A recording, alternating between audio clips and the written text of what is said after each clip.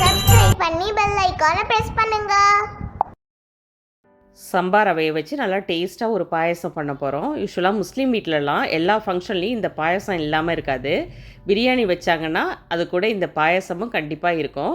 நல்லா டேஸ்ட்டாக இருக்கிற இந்த பாயசத்தை எப்படி பண்ணுறதுன்னு பார்க்கலாம். அதுக்கு 1/2 கப் பாசிப்பருப்பு எடுத்து நல்லா செவக்க வறுத்து எடுத்துட்டேன். வறுத்த பாசிப்பருப்பை தனியாக எடுத்து வச்சுருங்க. இன்றைக்கி குக்கரில் தான் செய்ய போகிறோம். 2 டேபிள் ஸ்பூன் நெய் சேர்த்துக்கிறேன். 1/2 கப் சம்பா ரவை சேர்த்து அதை நல்லா வறுத்துக்கணும்.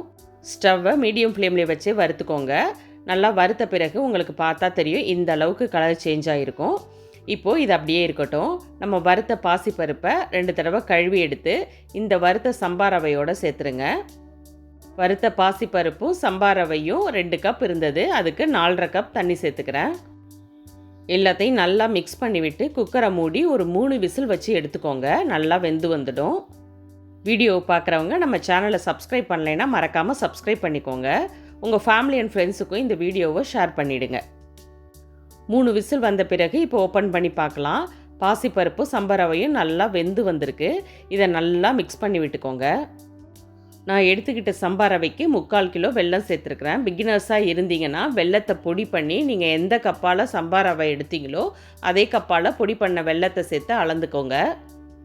வெல்லம் கரைஞ்சதும் வேக வச்ச சம்பா ரவையோட வடிகட்டி சேர்த்துருங்க.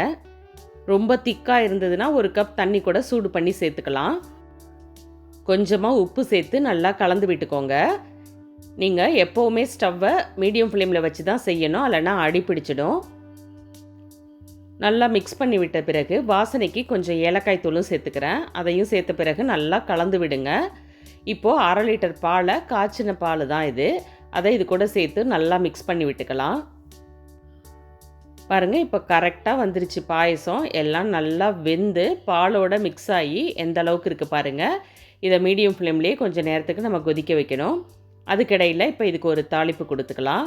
கொஞ்சமாக நெய் சேர்த்து சின்ன சின்னதாக கீறி வச்ச தேங்காவை சேர்த்துக்கலாம். அது கூட கொஞ்சம் முந்திரி பருப்பு, திராட்சை சேர்த்து நல்லா வறுத்துக்கோங்க.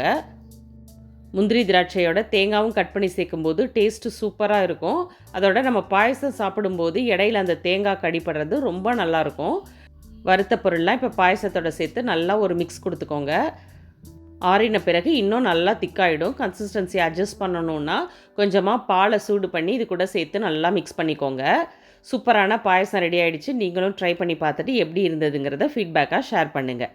தேங்க்யூ. Thanks for watching.